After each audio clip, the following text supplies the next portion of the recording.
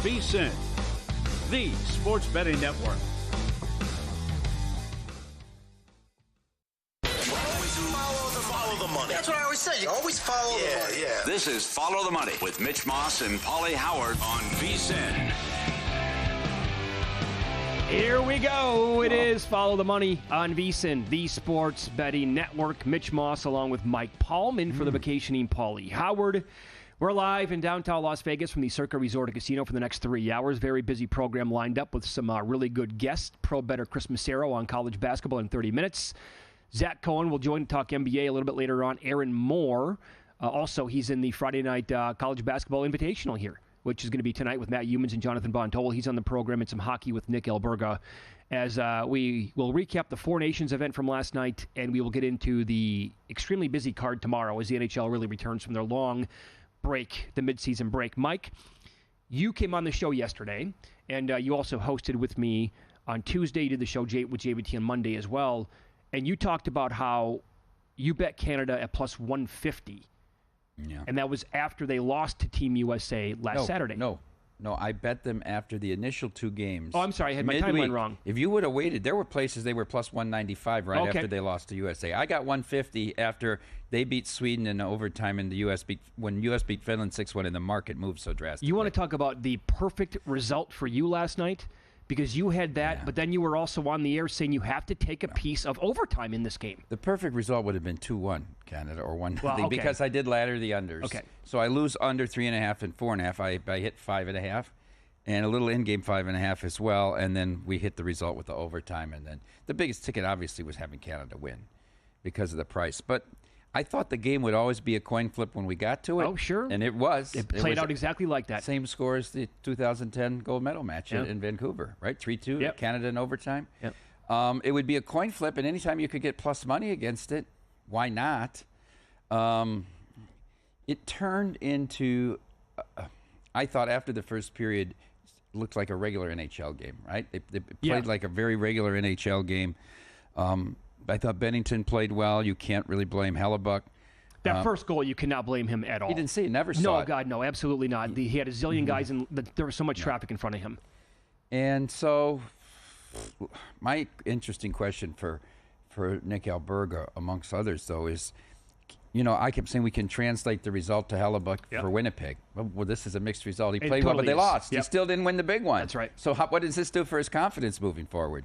I thought it was a terrific event. I don't know if Gary Bettman ever thought it would do this well when they came up with it, but it's juxtapositioned against the farcical NBA in terms of their All-Star weekend. All the veterans hate today's players. Today's players hate the veterans. Another terrible All-Star event. Wembayama goes. I mean, it's just like all bad news for the NBA. It really is. Up against all these people watching hockey for the first time and feeling, whether it's because of national pride or whatever. I remember, maybe does the NHL pick up a few fans over the last 2 weeks? I would think so, right? Last night, perfect showcase for him, I would think. This is from David Purdom, tweeted this out earlier today. The game last night attracted more than about 2.5 times the number of customers, 2.6 times the amount of bets, and 2.3 times the total amount wagered compared to any NHL game this year. That was at Caesars Sportsbook. Overall, you were talking about the right. Maybe you guys wanted to touch like 200,000. That was pregame. Yeah. Did you get there? Yeah, we did. If you would have just ranked this against a normal regular season NFL game, like of the 16 games of the week, it would probably have fallen like between the 10th and 12th. Of an NFL game? Damn, no, that's strong. It was more than what we had on the Knights either time they reached the Stanley Cup final. What? Yeah. Okay, that blows me away. Yeah. Here in this city. Because of the national interest. And remember, we're writing in other states, too. Well, okay, that's okay. Fair enough. We're bigger. We have a lot more outreach than we did then, too. So it's not apples to apples. But overall, though, I thought, you're exactly right. Super solid. You guys also take big bets live betting. Mm-hmm. You'll take like huge limits on that kind of stuff. And I think you guys write a lot typically in the NHL, do you not, with in play? We do it at the periods, though. So Sure. it's the finite. It's not a running clock like other books do where it's up the whole time. But we take sizable bets after the first period and after the second period. And in this case, going into overtime. Now, do you think a lot of discussion here about whether or not they could do this like every year? Is that too much? Does it take away from how special it was? Well, next year we'll have the Olympics. But let's think about, maybe they do it the off 2 years of the Olympics, and they do it in cycle every 4 years. Let's think about, as this plays out, how many teams lost guys that might be out for the rest of the year? How are the owners going to feel about this at the end? If it severely hurt the chances of their teams, knocked them out of a Stanley Cup run or knocked them out of the playoffs. I know the Bruins are very angry right now. A great point. They're very mad at the Wild staff. And I say Wild staff, they're specifically saying Team USA staff, but it's the Wild's trainers, right? And it was funny because I was on with Dave Ross and Jensen Lewis yesterday morning on VSiN by the Books, and I was talking about this, and Jensen Lewis was talking about the worst job in the world for a trainer in baseball is the All-Star game, because they have to be communicating with every club about what's his routine, what can he do, what can he not do, because they're trying to appease these pitchers that are from every club and put it all together. So it's very difficult for a training staff. But then when you go back and you look at the history of the Minnesota injuries this year too, it may be some cause for alarm. The Bruins are mad. McAvoy suffered the injury in the first game against Finland, and then went out and played against Canada. Of course, had the 2 huge hits on McDavid and really set the tone for that game. But now he's probably gone for the year. Yeah, that hurts. So, I mean, I get it. Maybe if it was one and done, people would be pissed off about that. I don't think that would probably be the best idea. But maybe like less is more with this event, though, too. I mean, it'd be great to have it every single year, but that's just not reality, right? And also, Adam Silver is a progressive thinking commissioner. I don't agree with a lot of stuff that he's done in the NBA. He has to be, I would think, right, thinking about what the NHL just did, thinking to himself, my God, they blew us out of the water with the All-Star break. And I have to somehow figure out a way to copy this. And it might be, like Giannis might be onto something when he said we have to have the world versus Team USA. Danny Parkins was formerly in Chicago on the air, and now he's on Fox Sports. Proposed this. That's the only way to fix it. USA versus the world. I think they might that might exactly be the only thing that can actually save it, honestly, because it just drives me nuts. Like if you compare the egos of the two sports, those players were like going into that tournament, they were willing to like die for their countries, right? Which was awesome in the NHL.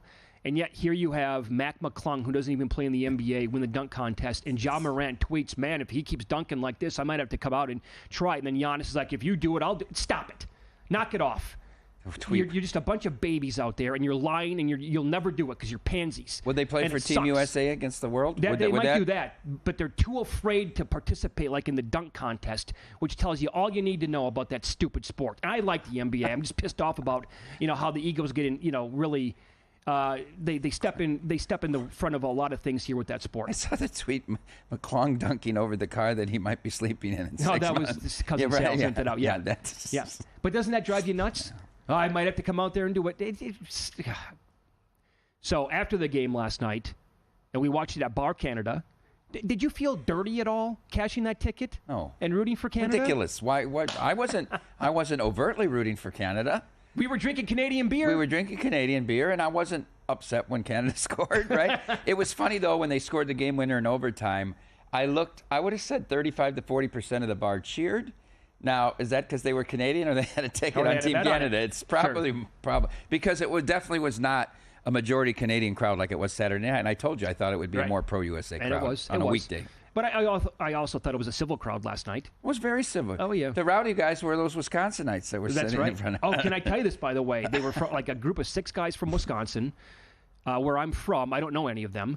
But when I told them, like in between one of the breaks at the game, and I went over, we're chit-chatting a little bit. Hey, where are you from? Yada, yada, yada. I said, by the way, like I don't really, if Canada wins tonight, like I don't have a bad word to say about Canada. I grew up 4 hours from there. My dad took us fishing like every single summer. I have a ton of friends in Canada. They looked at me sideways. I was like, okay, all right, sorry guys. But they're not from where you're from. No, they're like from Milwaukee, about 4.5 hours from me, but still they were like. They're not. They're more city people too. Okay. You know what I mean? Yes. You're small. You're like more small town Western Minnesota than you are. I mean, BFE is where I'm from. Yeah. Like if we want to go to your place, we fly to Minneapolis. Oh, you have to. And that's a 2-hour drive. Yeah. Where I'm from, we don't have a stoplight. There is no fast food restaurant. What's the population? 1,100. Yeah. Okay. Yeah. How many kids were in your graduating class in high school? 56, give or take. So we played craps after the game last night as well. I have to tell you, I thought about this morning. I honestly think it might have been, to put a timestamp on this, it might have been the first time I have played craps since I met my wife, and that was 2008. I don't think I played, and I have no idea what I'm doing. And how many times did you play before you met your wife? I actually played. I was getting into it a little bit, Okay. But I have no recollection of the game. Mm-hmm. I've been away from it for what is it now, 17 years? I have no clue how to play craps. And it showed last night, huh? Well, we helped you. Yeah, you did, yes. We helped you. Was it frustrating, though? No, not at all. Okay. Not at all. That lady next to us said you guys brought some energy to the table. Oh, we did that for sure. And it was a pretty hot table, though, for some people. Yeah, we had a couple. We had a 40 roll and 3 or 4 20 rolls. It wasn't bad. That's strong. Wasn't bad. You made a few dollars. I made a few Adam bucks Burke here made a few dollars. I think had I tailed you guys more, I would have cleaned up. Well, you weren't really pressing, right? And you were playing pretty conservatively. That I was. We sat there for how long we were there? How long was I there playing with you? Well, what time did you leave? I don't know. I was there like an hour, 90 minutes, probably, something like that. I never even picked up on the game. Oh, I think you were there 2 hours. Oh, okay. I never picked up on the game, though, the whole time. Really? Never. It's like the NBA. You can watch similar. it, or you can't pick up on Right. it. You're like, we could go out and play craps right now during the break. And you won't know what you're doing still? Absolutely no idea. Well, you'd had a few Canadian beers in you as well. Well, that I did. Those are strong, by the way. So 9%, that one we were, some French name. Yes.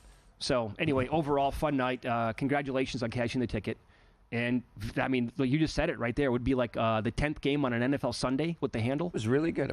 Tom Gable talked about it this morning. Yeah, same thing, compared to an NHL Stanley Cup game. Yep. So, it's Follow the Money here on VSiN, the Sports Betting Network. College basketball coming up next. We have a monster game on the schedule tonight, and it could determine the conference winner in the regular season.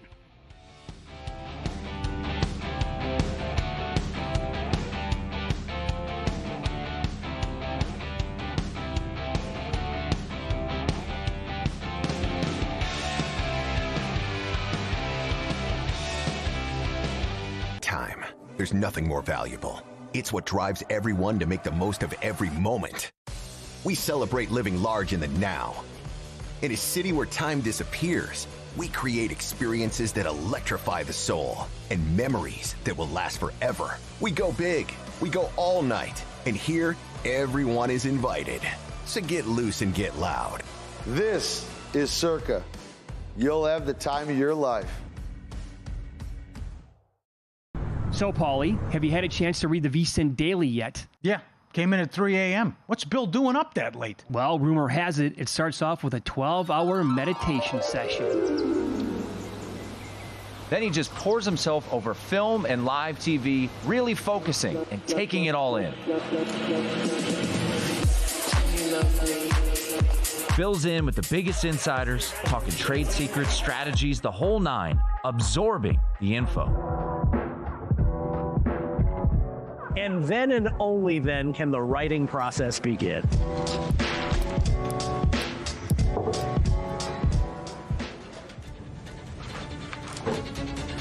In Las Vegas, Bill's late night becomes your early morning. Wake up to the very latest betting insights in your inbox with the VSiN Daily. Sign up for free at vsin.com/newsletter. On the next numbers game, Gil Alexander back from vacation. We'll catch up with him on everything he's been betting, including taking a look at the NCAA tournament odds and if he's got any action there so far. Carl Sack joins us as usual to discuss NBA. Les Reynolds on to talk college basketball games for the night, as well as look ahead to the golf tournament this week. We're getting an NBA awards update. All that on a numbers game, 10 a.m. Eastern, 7 a.m. Pacific.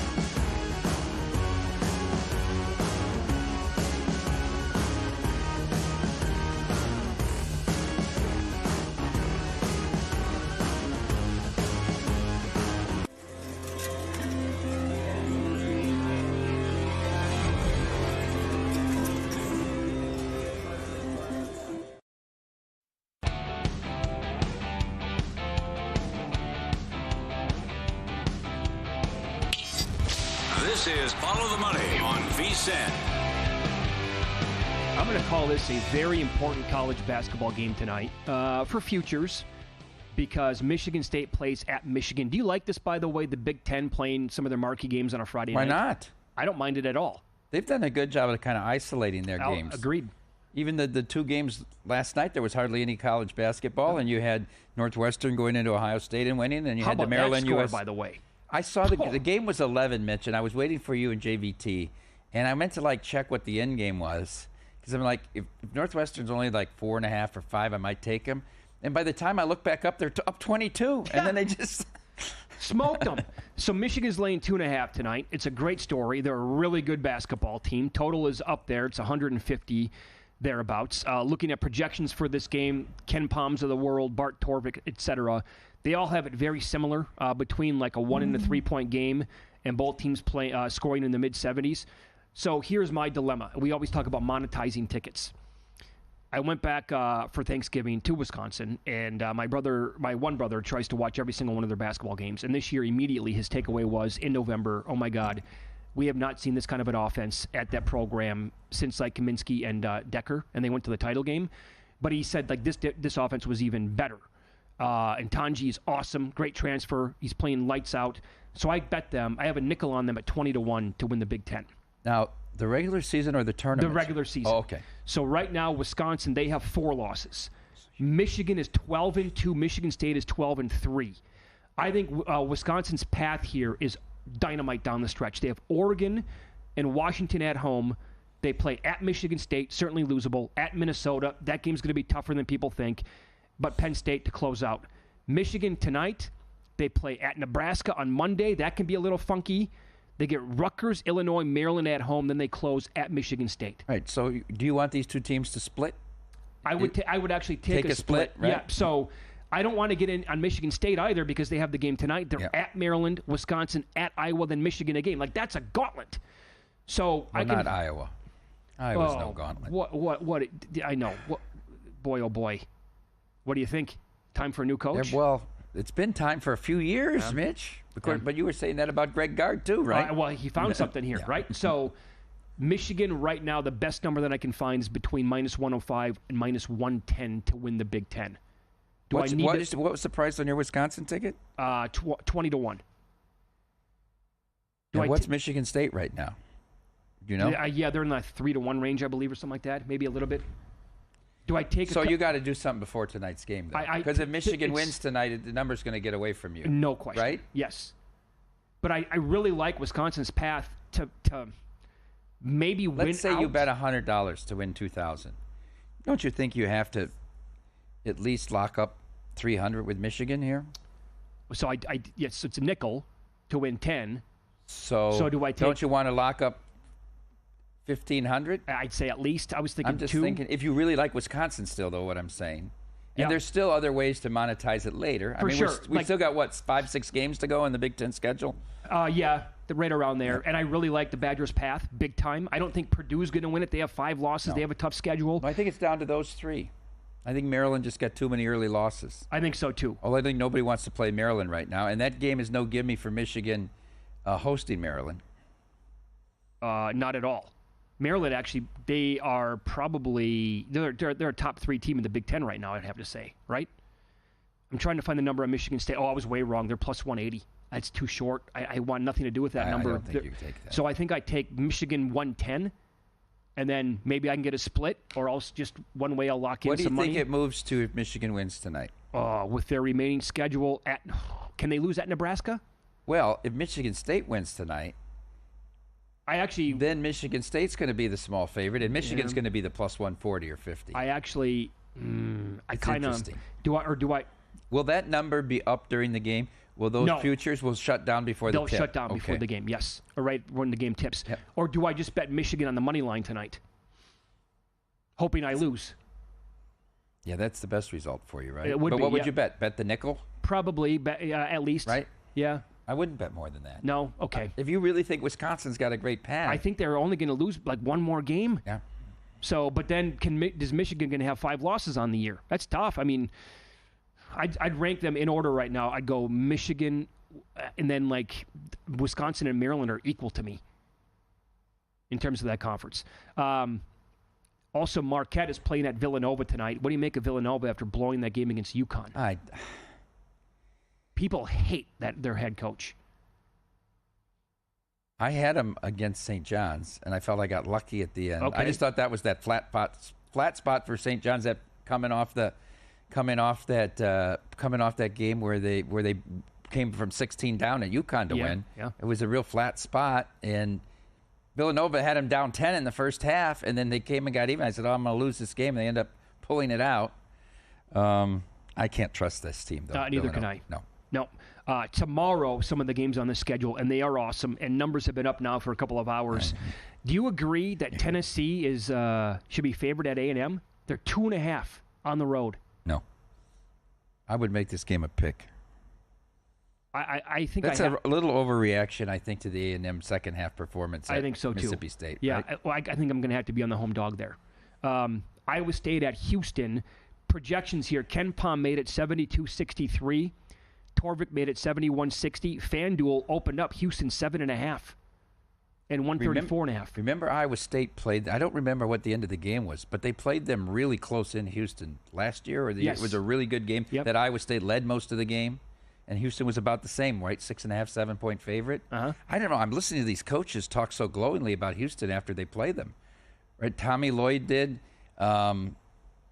Hurley said it's like they have 6 men on defense when you're in a half-court offensive set against them. Yeah. I mean, that's pretty high praise. I would say so. And typically, you're not going to see numbers off that much from like a Torvik or a Ken Pom, and you're talking about, 3.5, 4 points light of their 11, numbers. Yeah. He's got it at 11. Sure. Kentucky at Bama. Some positive news for Kentucky today, but not for this game. Butler and Robinson, it's looking good for them, but I don't think they're going to play on Saturday. So Bama opened up, and it's since drifted out. Opened up 7.5, moved to 8.5. The total is 177.5. But it's still too low, I think, Mitch. These games are out of control. When Kentucky and Tennessee, I mean, the games, Kentucky and Florida, 206 points, over 200 again against Missouri. Look at the Missouri game the other night. And especially if Alabama gets behind at all in these games, I think they're too low. I think you have to keep going over anything that's in the 70s. Would you bet how about this? Both teams to score 100-plus points. Well, that's got to be a very long number. I will try to find that number. I don't know if it's going to be posted yet, but that I think is something. Robinson and Butler not playing, I think, will obviously impact that. That's but the problem. There's a chance where they're going to be chasing the whole time as well. And Bama, one of the fastest teams in the country, and Kentucky will absolutely play that style. I like this next game. Illinois at Duke? Yeah. You like the Blue Devils? I like Duke. Just like they were. I'm not saying Illinois is Carolina, but they can't keep any. They're going on about how sick everyone is. They're vomiting. I know, He told them we're not going to shake hands. We don't want to give you what we got. And they were lost to begin with, and then they're sick. Like that 12 number or whatever it was, 14 against Carolina. It's like, why is it so short? I mean, they were covering it in 5 minutes into the game. That's right. I like Duke in this, but this is a neutral or is this at Duke? I think it's at Duke. I think it's at Cameron. Would you? It's a strange spot to play this game in the middle of your league schedules. Totally agree. Why is this? Would you have Duke? Is it too long of a number to have like Duke on a money line parlay? They're laying 10.5 here in the game? No, I don't think that is, but you're going to have to probably key it with it is at Madison Square Garden. It's a neutral. Thanks, Luke. Okay, yeah. All right. Some other games, Missouri at Arkansas. Ken Pom makes it a 2-point game for Missouri. Bart Torvik has it a 4-point game. Arkansas, I've said this now for like 2 weeks in a row, they are a very talented team, and they're going to have to play with desperation because they're one of the last. What does that mean to you in a spot like this? And Missouri's coming off that masterpiece against Alabama.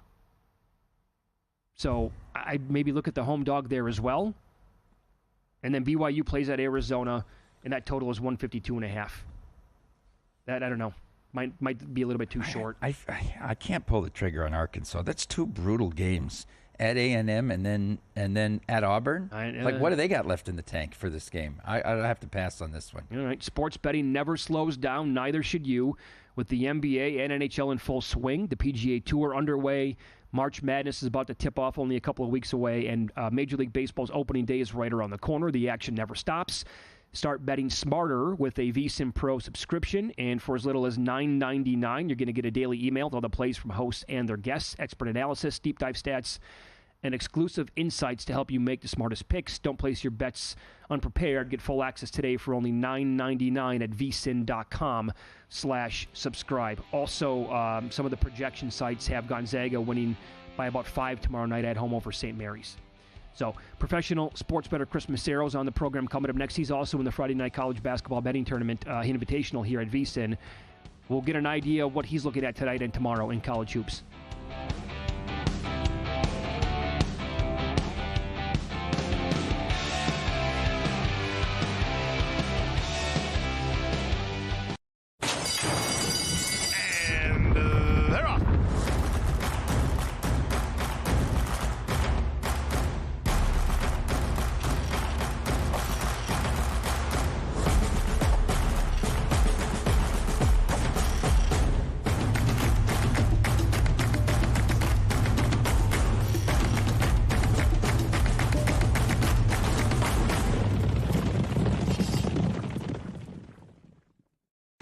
Sports betting game with VSiN's exclusive betting splits.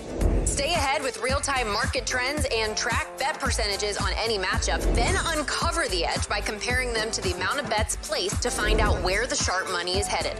Upgrade to VSiN Pro to access betting splits, live odds, line moves, power ratings, and in-depth game analysis. Go to vsin.com/pro to join VSiN, the sports betting network.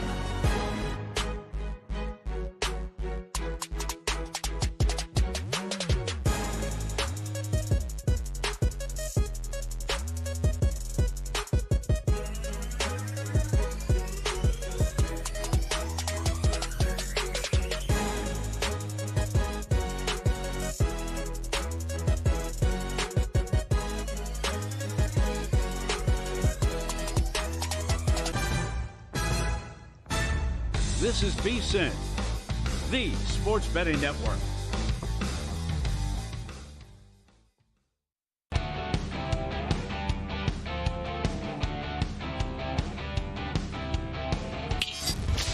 This is Follow the Money on VSiN.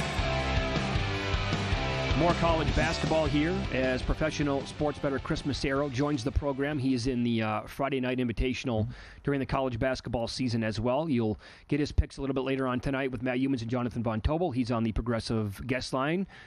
Thanks for popping on today, Chris. How are you?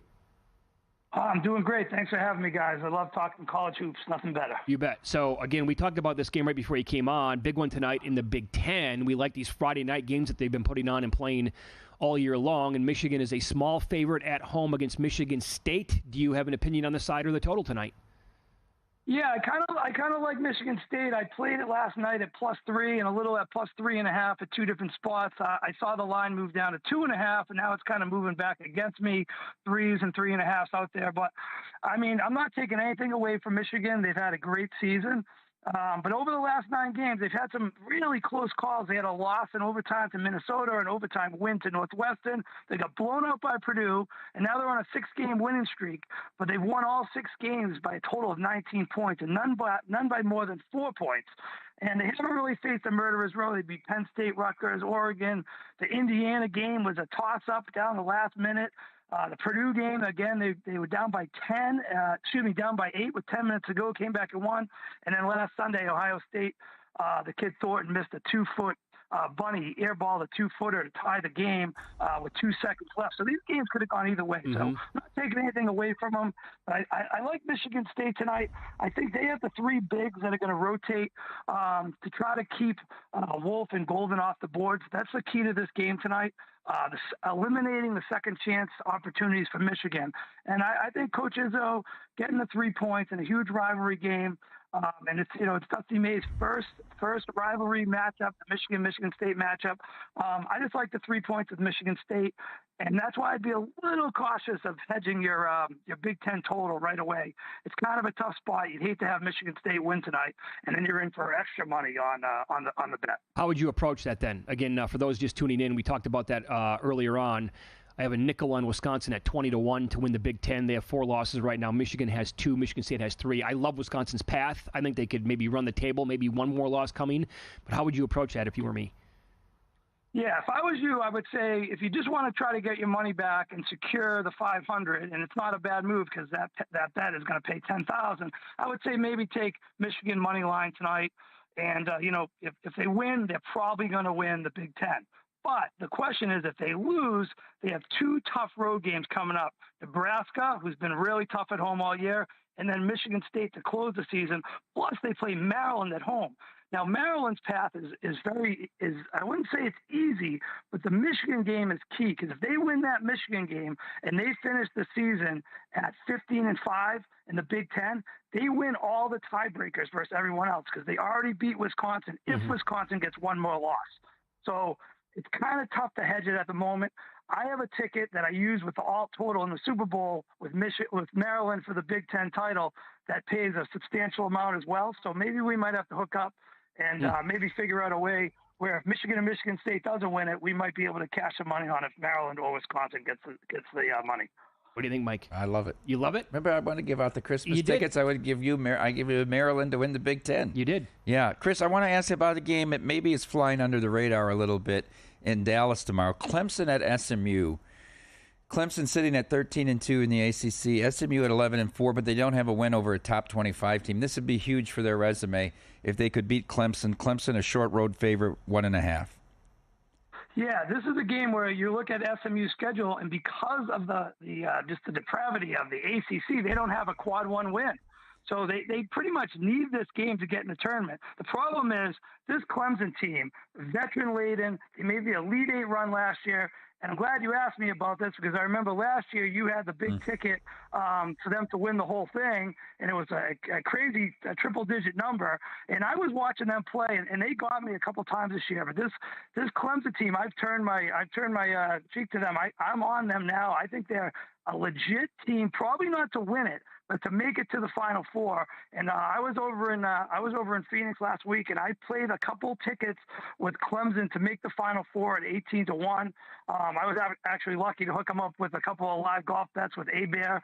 So I have some nice tickets on Clemson and Maryland for Final Four. So we'll see what happens. I wouldn't want to lay it with SMU. They got and if Boopy's not playing, I don't think they can beat Clemson. I'd have to wait to see what the injury report looks like in that game. You know, Chris, there was a situation with Clemson a couple of weeks back, and it's Follow the Money here on VSiN, the Sports Betting Network. Our guest, professional sports bettor Chris Macero, live from San Diego, and he is on the Progressive guest line. The situation was, Clemson had to have that game. Well, they didn't have to have it, but they played a really great game against Duke, national TV, and then the quick turnaround bounce-back game. Everybody faded Clemson because the situation was awful for them, right? And they pounded North Carolina. So, overall, what has it been like? What are your observations overall? Jonathan Von Tobel had a great breakdown on this earlier in the week. Like, situational betting in college basketball, not as easy as it has been in previous years, huh? No, that is exactly correct. And that Monday, I was on North Carolina. I bet them during the Super Bowl with some stuff on the Eagles, and I had +6 come in closing parlays to them. And I was like, wow, this is going to be a lock. It's the spot of the year. Clemson off the Duke win, and the line crashed all the way to 3.5 before the tip, and it was lights out. Clemson, North Carolina had absolutely nothing. The spot plays are just not the same this year, and I'm not sure if it's travel, NIL, or just the tax that the sports book is charging you. These spots are just not as automatic as they used to be. And tomorrow there's a bunch of them. Arkansas +2 at home against Missouri. Missouri off the big Bama win. 9 times out of 10 in the past 10 years, that's an automatic play. But now I'm thinking it's not. So you just got to take a step back and try to find value in different places. And one of the ways I've done it this past season, and it's really come to fruition in the last couple of weeks, is these travel spots where a team from the ACC or the Big Ten. Let's use UCLA, for example. Last week, they had the tough game against Illinois. They lost. They were leading the whole way. They blew it at the end. Then they went to Indiana for the really close call on Friday night where the basket didn't count. I was all upset about it. But then they travel for the perceived easy game at home against Minnesota. They were laying 13. Minnesota wins the game. Not only covers, they win the game outright. The same situation happened with Oregon the week before. They had 2 tough games in the Midwest. They come home for the perceived easy game versus Northwestern, laying 9. They only won by 6. Happened in the Big 12 last week as well. Arizona State comes home, 2 games out in the Midwest, comes home for the perceived easy game versus TCU, laying 5. They lose outright. So there's a couple spots like that tomorrow. It works the other way too. Like Minnesota, after a nice sweep of the Southern California teams, USC and UCLA last weekend. Now they come home to face a miserable Penn State team. That's the perceived easy game. I think Minnesota might be -2. Penn State hasn't won a game on the road all year. That's a spot where I might look at Penn State tomorrow. Very good. Chris, we could talk to you for a full hour. It flew by. We're up against it here. But the next time that you're in Las Vegas, come in studio. Hopefully that's going to be during March Madness, and we'll really rifle out a lot of games and have more future talk, okay? Yeah, that'd be great. I'll be out there pretty soon for championship week and hopefully stay maybe 10 or 12 days. Oh, awesome. Very good. Good luck in the contest tonight. All right, thanks a lot. See you soon, Chris. There you go. We got Chris Macero, pro sports bettor on the Progressive guest line. He's going to be, you can get his picks, VSiN.com. Also, listen tonight to the show, the Friday College Basketball Invitational with Humans and Von Tobel. Yes, very good. He finished 3rd in the football contest. He did. Kenny White. Alex White finished 2nd, and Chuck Edel won it. The Iceman. Yeah, Kenny White's daughter. So nice crew. Mitch, have you ever had your deposit blocked by your bank right before a big bet? We certainly have. Well, we know Lorraine, but even the bank. Ever needed cash at 2 a.m. to take a shot at the craps tables, but you've hit your ATM limit? Edge Boost has your back. Edge Boost is the first ever bank account built for bettors. With Edge Boost, all your gambling-related transactions will always be approved. No more headaches. For you high rollers, you can move up to $250,000 a day on your Edge Boost Visa debit card with unlimited withdrawals. This works 24/7 for instant deposits. Never wait for a wire to clear again. It gets better. Every time you deposit into a gambling account, you earn cashback rewards up to 0.5 percentage point. All this for no usage fees and no minimum balance. This is a bank account, not a credit card, so there is no approval required or credit checks. Finally, Edge Boost has a suite of responsible gambling tools to help you manage your bankroll and make more informed decisions. What are you waiting for? Go to edgeboost.bet. That's edgeboost.bet. Use the promo code FTM for Follow the Money to start at Tier 2 to get faster bank transfers and higher cash back rewards. Sign up for Edge Boost today. It's a terrific idea, obviously, with those huge limits that you just heard about. Here's what I hate. I tried to use the ATM during the football season at a spot here in town. For some reason, it would only allow me to wire money in. So by the time I was done, accepting it, the fee came to $59, I believe. I'm like, that's like the credit card cash withdrawals. Yeah, advances, that's right? exactly. I'm like, what just happened? I wasn't even drinking or anything like that. I'm like, how did I get duped on this thing? That's not going to happen at Edge Boost. I used to carry a lot of cash on me. But I remember that. Yeah, my wife said it's just nonsense. Yeah, you're creating safety risk for yourself. I don't like doing it either. Yep. So. I have a story about that I'll share about somebody walking by the studio sometime with an empty duffel bag recently.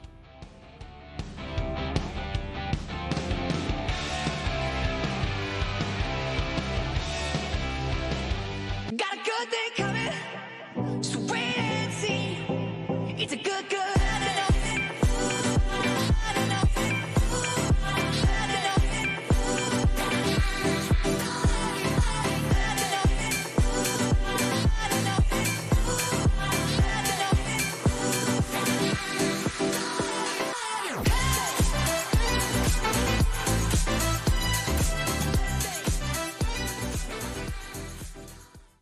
Your sports betting game with VSiN's exclusive betting splits. Stay ahead with real-time market trends and track bet percentages on any matchup, then uncover the edge by comparing them to the amount of bets placed to find out where the sharp money is headed. Upgrade to VSiN Pro to access betting splits, live odds, line moves, power ratings, and in-depth game analysis. Go to vsin.com/pro to join VSiN, the sports betting network.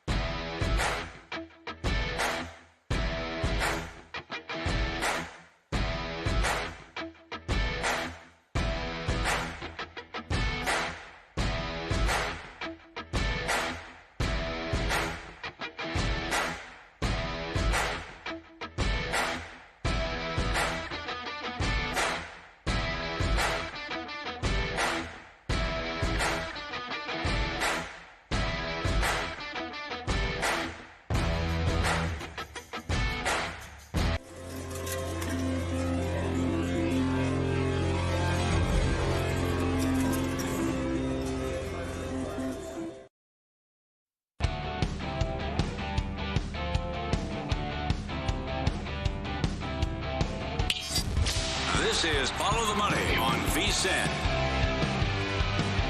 So I brought that up at the end of the last segment, walking by a well-known human being, a celebrity type.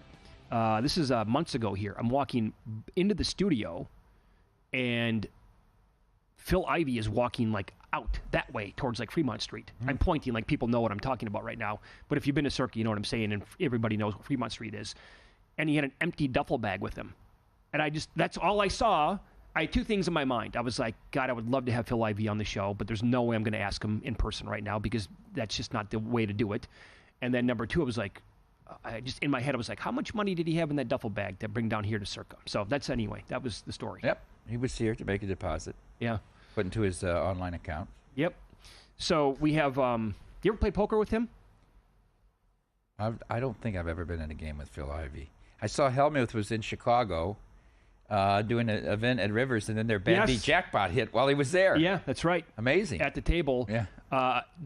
Phil Ivey once famously said that he wants to, I think it's like, I said famously, and now I can't even remember it, but it's like, it's like, I want to have so much money on an event that it hurts to breathe. Do you like getting that deep ever? No. Yeah, I don't either. But there's a point where you don't bet enough to feel, too, right? Sure, to feel any. But why would you ever? People say to breathe. I've got my lungs on this game. You know, his comment about to breathe. I don't want to feel uncomfortable. I don't want ever to lose a game and it makes some sort of a difference in my life. Mostly of a bad mood, and then you treat other people poorly because of the bad mood. Very well said. Which happens when you just can't win a game and you get on a run of just it's seemingly a week where you can't pick a winner. Yep. You mean? I mean, you're in return from vacation. So you're directly staring at me right now, and you're saying that you're throwing bombs at me right now, haymakers? No, not really. It is actually. It's been a rough week. Yeah. Going back to last week after vacation, whatever. I mean, how about for Paul? I saw his record. It's been a rough month. I saw the record at the bottom of the screen or whatever. He had a bad Super Bowl. Oh, is that what it was? He had a really bad Super Bowl. He lost Super the Bowl. props. Yeah. Oh. Yeah. For me, I can't pick my nose right now. Well, maybe slow down. Do you decrease your bet size when you're in this kind of a rut? Or do you bet fewer games, or do you try to fire your way out of it? So, I had two losers again last night.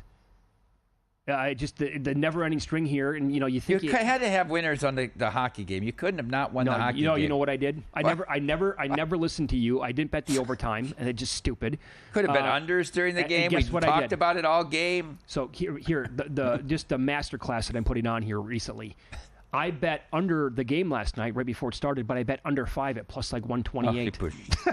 So that's how I'm running right now. You got a lucky push? Yes, I did. So I'm going to have like this tonight for sure. Tomorrow, who knows? But this is going to be like a good.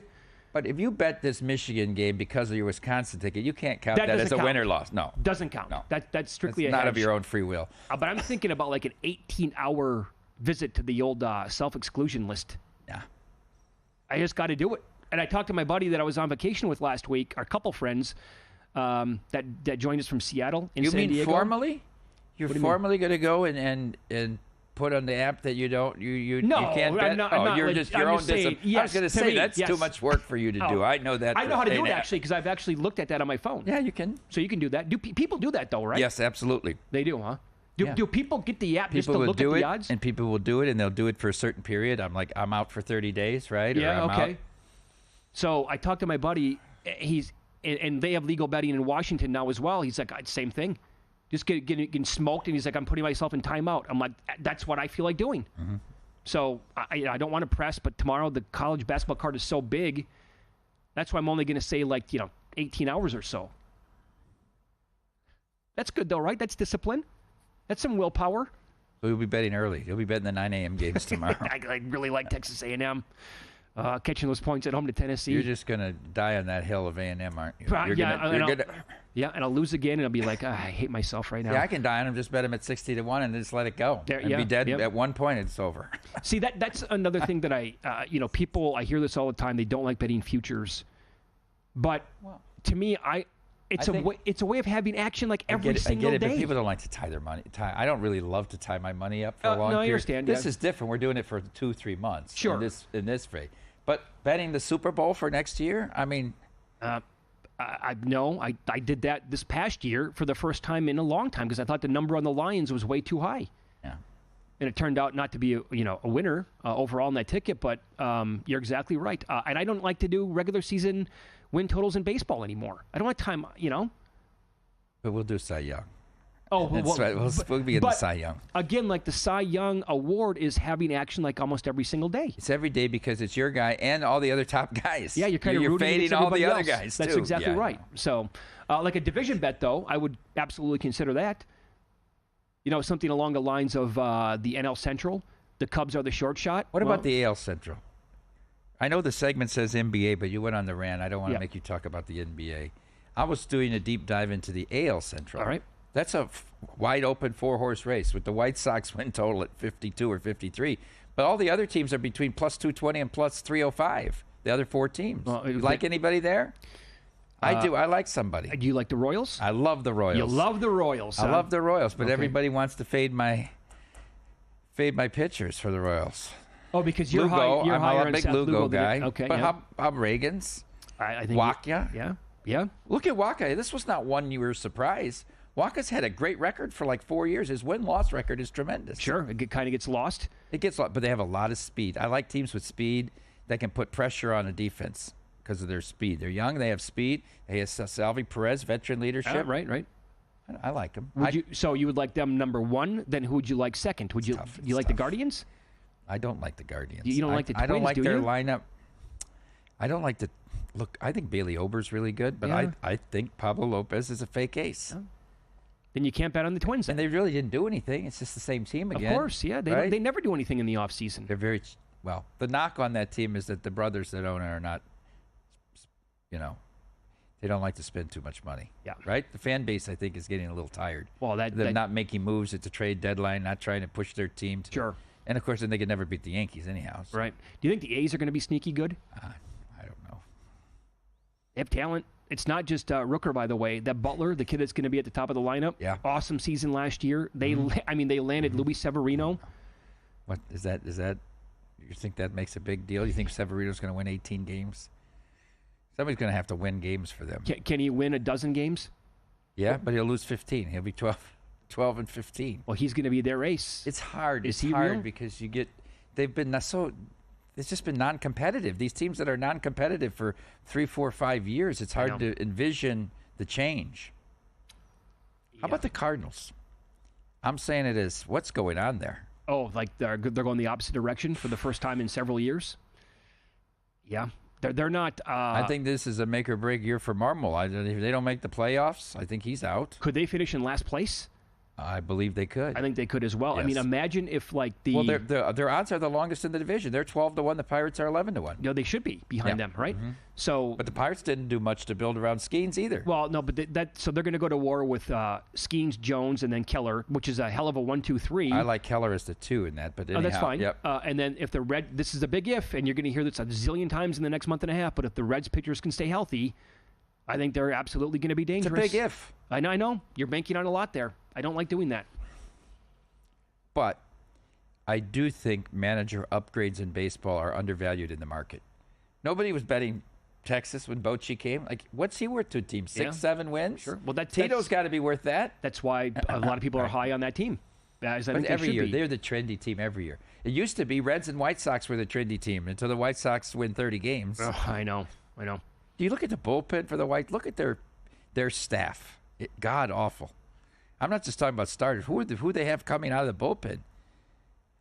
Could they be worse than last year? No, they can't be worse than last year, but I don't know if I can bet them over 52.5, 53 wins. Think about that for a second. All the other teams in the division are solid. Oh, yeah. And the Tigers run it back? They were close to getting to the ALCS. Why not? A lot of young talent in that lineup. Does Scooble take a step back? He had almost a perfect year. I would imagine that it's going to, the numbers probably will go up a little bit. Or is this guy just going to be one of the best 3 or 4 pitchers in baseball for the next 10 years? 5 years, whatever. Okay. Could be. In sports betting and trading, probability is a key to success. Discover the power of high probability trading with Todd Bubba Horowitz, a former floor trader and sports bettor with more than 45 years of experience. Visit bubbatrading.com/VSiN and get a free ebook on options trading and use code VSiN500 to save $500 on any purchase. Again, bubbatrading.com/VSiN. VSiN. For the NBA fans, I just want to tell them at 2:30 we'll have Zach Cohen on. 5:30 Eastern time? Yeah, 5:30 Eastern. So we're not skipping over tonight's card, but well, you love the sport, so we got to get it in at some point today. I don't really bet it, but people do. So. Yeah, people do. Yep. The NHL is, on that note, the NHL is handing the NBA a gift on a silver platter. Do you concur? Coming up next.